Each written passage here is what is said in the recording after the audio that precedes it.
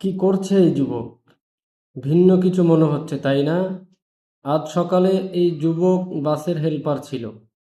খুব দ্রুত মুভ করতে পারে।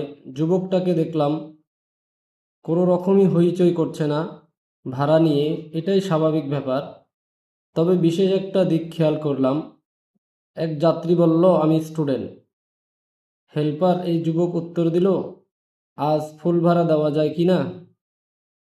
সে যাত্রী ফুল ভাড়া দিতে গেল, কিন্তু হেল্পার নিল না। মাথায় হাত রেখে বলল, মন দিয়ে পড়াশোনা কইরেন ভাইজান, পড়াশোনাটা খুব দরকার। একই পরিস্থিতি হলো আরেক যাত্রীর কাছে, সেও স্টুডেন্ট। এবারও সে স্টুডেন্ট শুনে যাত্রীর আরো কাছে গিয়ে বলল, ভাইজান, অনেক বড় মানুষ হতে হবে, কিন্তু বাবা মার মুখ উজ্জ্বল করতে হবে। খুব মনোযোগ দিয়ে পড়েন, কোনো বিষয় হতাশ হইয়েন না।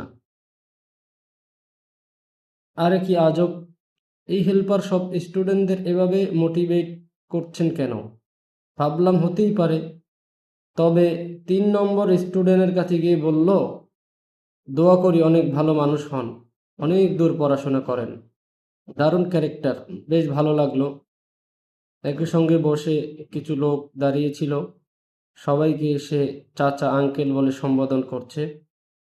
এক যাত্রীকে বলল, চাচা আপনি এই জায়গায় দাঁড়ান, ফ্যানের বাতাস লাগবে, বলে সে নিজেই ফ্যানটাকে ঠিক করে দিল। আরেক যাত্রী একটু বয়সী, অন্য একটা জায়গা থেকে উঠতে যাচ্ছিল এই বাসে। সে দরজা থেকে নেমে ওই যাত্রীকে বলল, চাচা এই বাসেও যাইতে পারবেন, কিন্তু আপনার কষ্ট হইতে পারে। আপনি পেছনের ওই গাড়িতে ওঠেন, সিট ফাঁকা আছে। সাধারণত সিট ফাঁকা থাক বা না থাক, জোর করে যেখানে যাত্রীদের তোলে সেখানে এই হেল্পার মানুষের বয়সের কথা বিবেচনা করে দারুণ পরামর্শ দিচ্ছে। জানি না এর ব্যক্তি জীবন কেমন, কিন্তু বাসের ভেতর পড়াশোনার প্রতি, ছাত্রদের প্রতি, বৃদ্ধদের প্রতি যে শ্রদ্ধাবোধ দেখলাম, তা অনন্য। তার সঙ্গে কথা বলার সুযোগ হলো। আপনাকে দেখলাম কেউ ভাড়া কম দিলেও নিচ্ছেন। বললেন, জীবন অনেক ঠকেছি, আমি জানি ঠকার কি যন্ত্রণা। কাউকে তাই ঠকাতে চাই না, পারলে উপকার করব। আমার 3 মেয়ে, তারা অনেক শিক্ষিত হবে, এইটাই চাই। ছবি তার অজান্তে তুললেও পরে তার অনুমতিতে পোস্টটা দেওয়া হয়।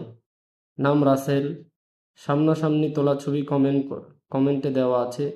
আরও মজার ব্যাপার, তার সঙ্গে কাকতালীয় দেখা হয়েছে আবারও সন্ধ্যার পরে। সে নিজেও তার পোস্ট দেখেছে।